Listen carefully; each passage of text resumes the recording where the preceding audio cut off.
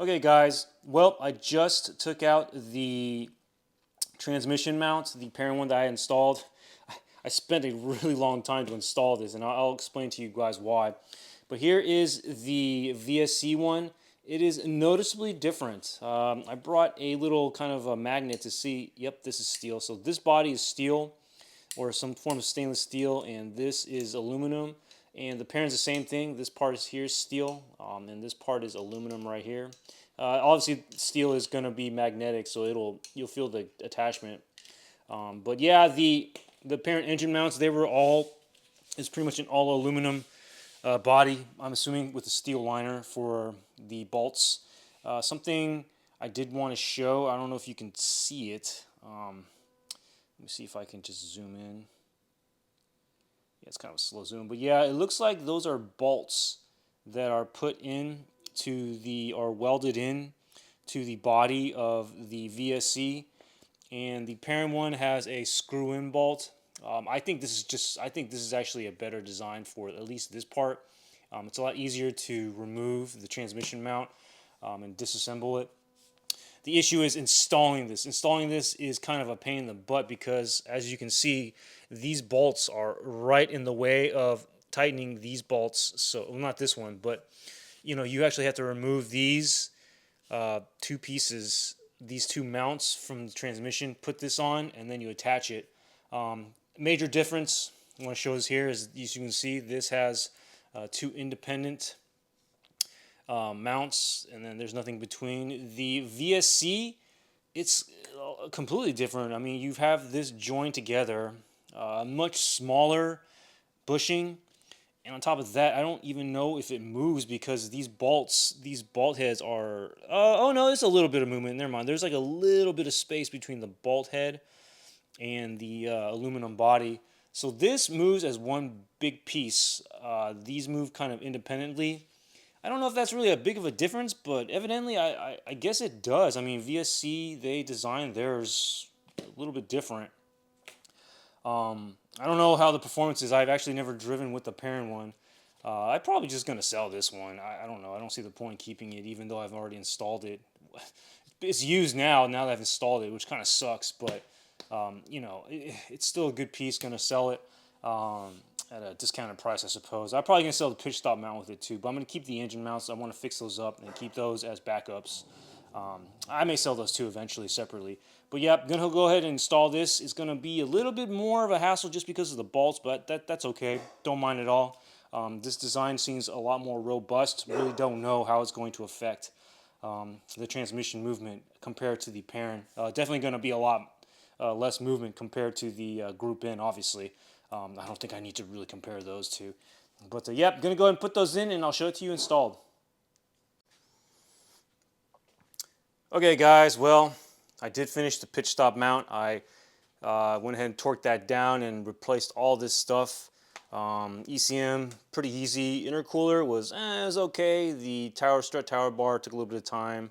Had to put the air box back in. Had to kind of readjust these hoses. I think I had to readjust some of these wires as well. Overall, the top part is obviously the easiest. You're not sitting under the car, not too much crazy torquing down things. I'm just glad to have gotten it together all back. It looks nice to be able to see my car fixed again.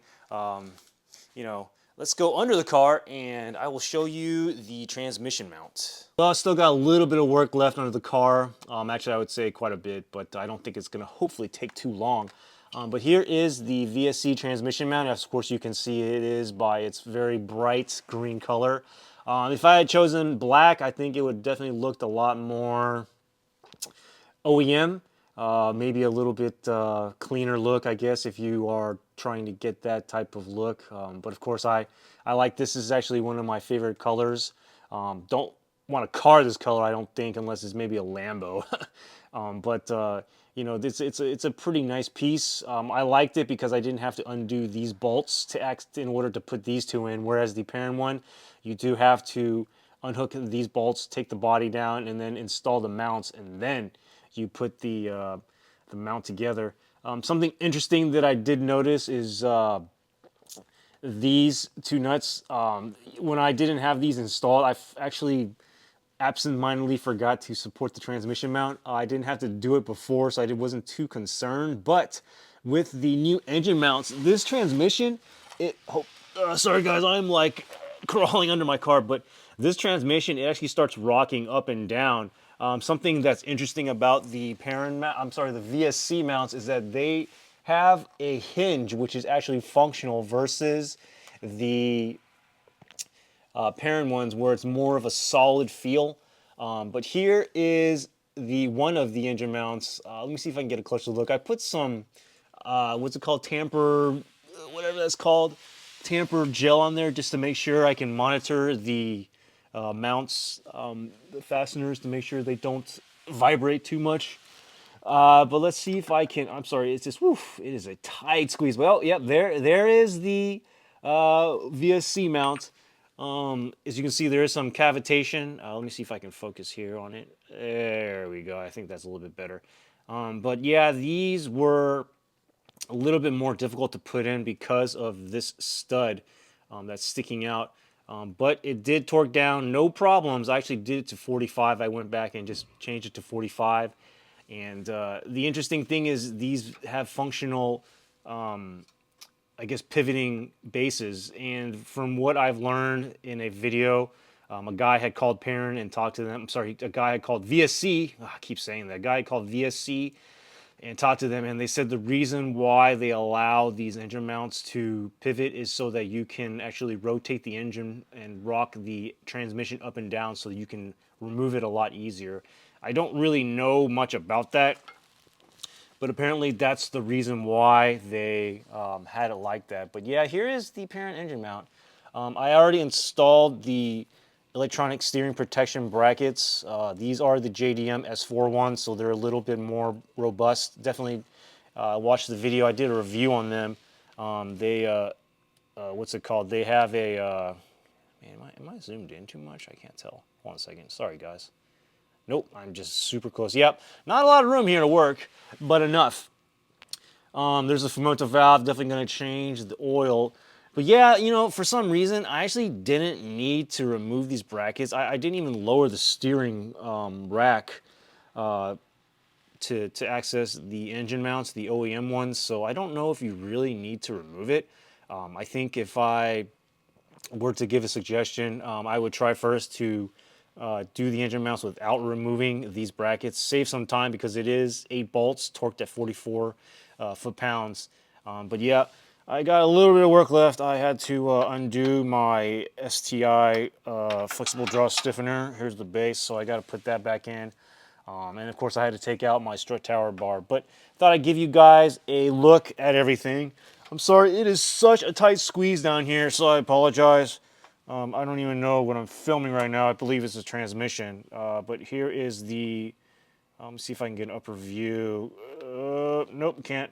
But anyways, I will get back to finishing it up. I'm hoping I can finish up today before the UT game. But other than that, I will talk to you guys in a bit when I'm done. All right, guys. Well, I finished up everything. The car is ready to go. Unfortunately, it started raining. I was going to actually do a startup with you guys. To be honest, I did already start the car. It's been done for about, I would say, about 3 to 4 days. But the funny thing about this car was I actually had to take it to get an alignment. I'm not sure why. I think maybe it was because it was sitting on the race ramps for so long. The camber, when you lift up a car, it goes inward, and then when you put it down, the wheels are like this. But I think it's honestly because of the steering rack. Having had removed that, pulled it down, and then put it back up, and then maybe I had touched the steering wheel too at the same time with all that loose, accessories. So it may have changed the, I guess, the steering angle for the car. But I did have to get it aligned.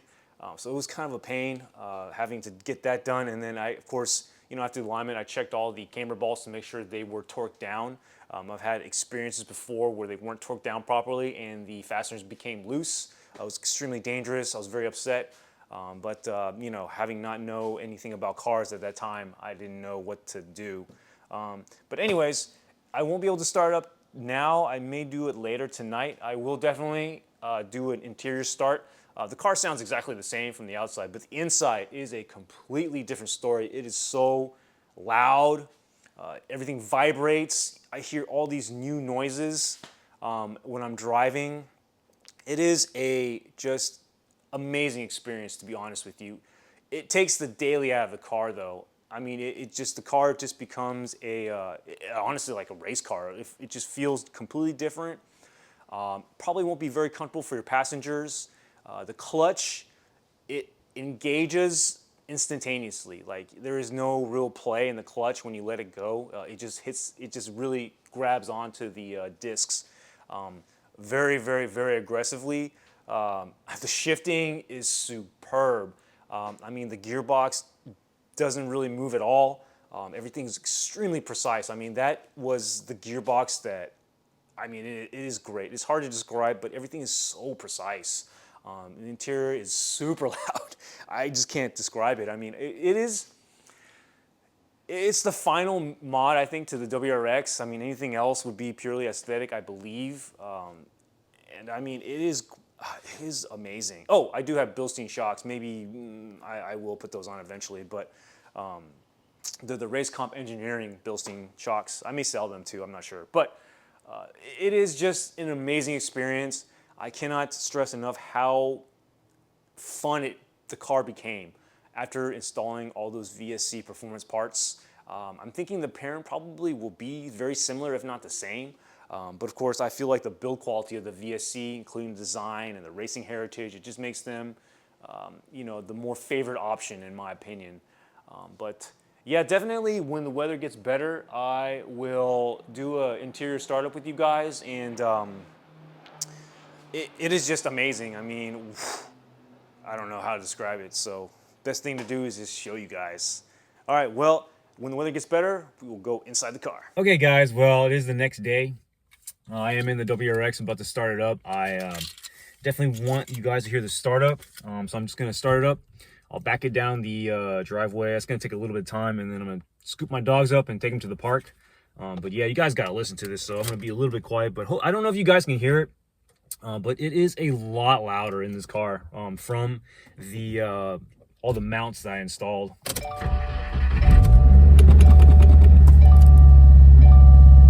I don't know if you guys can hear that, but it's definitely a lot louder inside. Outside still sounds the same, but the interior, it is a lot louder. And once I get the car up to RP, I guess good temps, I usually wait till 150 before I really start to rev the engine. But yeah, it is like the whole car vibrates. It is fully engaged. It is quite the treat. But yeah, I'm gonna go ahead and back this down the driveway, put my dogs up, and then I will see you guys back in the car. Okay guys, well, we are ready to go. We got the dogs loaded up. I'm gonna take them to the dog park. Engine's already pretty warmed up. It's at 149, so once it hits 151, I'm good. So it's already there. So, but yeah, I don't know if you guys can hear, but the clutch, it engages like immediately. There is no real play. The manual, like I said, the manual shifting, it is unbelievably precise. It really did change the entire feel of the car. Engine, honestly, I used to shift, I think, a little bit too soon. Because, like, for example, if I shifted to fifth gear at 50 miles per hour, you can actually feel the engine kind of almost lugging. So definitely that was a huge difference that I noticed. You just get more feedback, honestly, and it's really good if you're tracking the car. Definitely driving the car, if as long as it's not your daily, it's okay. To be honest, I kind of got used to it. It's just not a very elegant car, I suppose, as a daily. I don't think people who appreciate track cars are really gonna like the way that the car feels, especially the way I have it all set up with barely any everything is solid pretty much, the bushings. So it's a fun ride. I mean, I feel just amazing when I drive this car, but when other people are riding this car, it's definitely not, I think, the most comfortable experience if what you're looking for is kind of a luxury feel. But yeah, this car is special. I really like it. It just feels great to drive. I really enjoy it. I think you can daily this car as long as the people that you are riding with are okay with all these modifications that you have. You know, it just sounds different. It just sounds like a track car. No real insulation or noise cancellation at all. Basically, you're just driving a car that has no noise filter. Everything from the front of the engine, you know, the differential, the transmission, all of that is sending feedback to the car, through the pedals, and to your ears as well. I mean, you can hear everything. Definitely the transmission whine, I can hear it more. The turbo spooling is a lot louder, and just the combustion, you know, the pistons moving, it is just like you can feel it when you're revving the engine. You know, when you first start the car, it was kind of, when I first had these installed, I was a little scared. All right, well, those guys, whatever. When I first had this installed, it was pretty scary. You know, everything was just vibrating. Things were just super noisy. You know, I was really scared that the car was going to fall apart. But then I think that's just the initial feel. You know, I think these mounts actually do break in. So I think maybe they are starting to break in a little bit because it feels a lot better. The noise is not as loud as I think it used to be. But I definitely can feel the engine lugging at, you know, when I shift too early. So it's an interesting car, a very great experience. I highly recommend this modification. If you are looking for a track-focused type of car, because this car is not a soft-sounding car. It is loud. And to be honest, I think because I was a first-timer, and you guys know I'm a very careful person. I read through the manuals. I do as much research as possible. And if you have questions about the mounts, please feel free to contact me. You know, I'm more than happy to give you my, I guess the information that I've learned, you know, putting this whole setup together. But I think for me, if I were to try and do it one day, I think it would take me 12 hours. I mean, most people, it's like, oh, 4 or 5 hours, you know, especially if you've done this like 3 or 4 times. But for me, being a first timer, it would have taken me about 12 hours. And what's even worse is if you did what I did and you stripped the parent mounts, engine mounts. I mean, that was a huge unseen circumstance that I had, and that really set me back 2 weeks. So if this is a daily driver, for sure get the VSC mounts if you want to do the engine mounts. I know VSC, they promote doing all 3 together. That's why they give you that discount of $60 when you buy all 3 together. So I do recommend getting all 3, and then maybe just doing the transmission mount first in the pitch stop, and then, you know, that way you can focus on the engine mounts separately. Although when you do the engine mounts, you have to disconnect the transmission mount and the pitch stop. So now I'm thinking about that. If you are going to do the engine mounts, for sure with a WRX, if you're going to do a catback exhaust, now's a good time because you'll be disconnecting the mid pipe. You know, if you're going to do the electronic steering brackets upgrade, definitely now's a good time to do that. What else? If you're going to do any type of transmission positive shift kits, now's a good time to do that. If you're going to do the flexible draw stiffener, that's a good time to do that. Strut tower bar, good time to do that if you're going to do the STI one, because you have to remove that in order to remove the intercooler. And then trying to think what else. I mean, if you're going to do the engine mounts, almost everything chassis related that goes under the car or near the engine or under the engine or in the engine bay is going to have to be taken out if you've already installed it.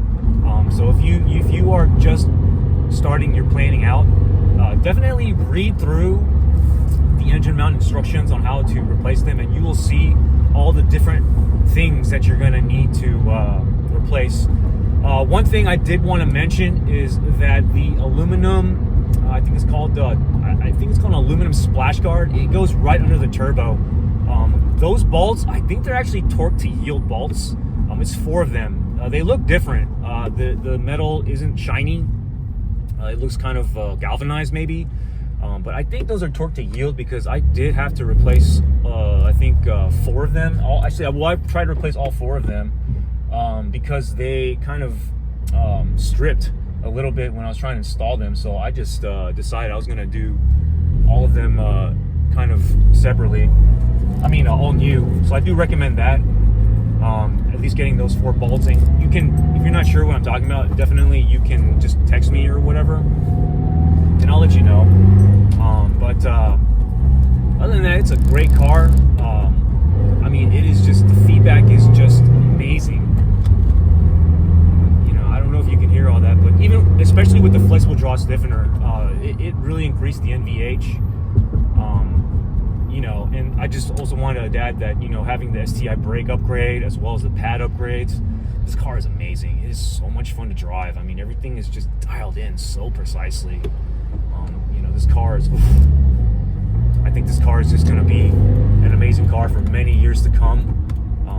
You know, I don't know if I'd ever sell it, and I hope that goes up in value, because this car is a completely different beast compared to everything else. But that's pretty much it. You know, I kind of want to drive this car and enjoy it, and I just saw I had a text I need to answer. So I'll have to take care of that. But hey, man, I hope you guys had a great weekend. Today is Sunday. The weather in Houston is a little cloudy and raining, but it is a great day today, so I'm going to enjoy it. And I hope you guys enjoy your day too. Have a wonderful week, and take care. All right, guys, talk to you later. Bye-bye.